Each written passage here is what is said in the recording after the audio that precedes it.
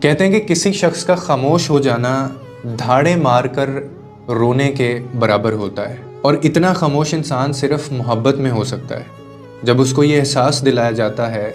کہ اس کی روح کو زخمی کیا گیا ہے۔ اور پتہ ہے جب محبت میں دل زخمی ہوتا ہے نا، تو پھر چیخ و پکار کی ضرورت نہیں پڑتی اور نہ ہی یہ سنائی دیتی ہے، کیونکہ یہ خاموشی ہی ہوتی ہے جو سب کچھ بیان کر دیتی ہے۔ اور محبت میں خاموش ہو جانا ہار ماننا نہیں ہوتا،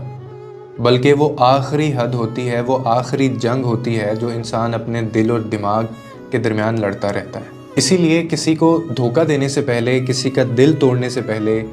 کسی کو بیچ رستے میں چھوڑنے سے پہلے، کسی کے ساتھ چیٹ کرنے سے پہلے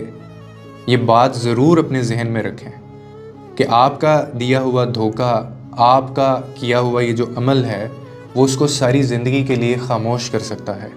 اور محبت میں خاموشی آخری حد ہوتی ہے، جہاں امید دم توڑ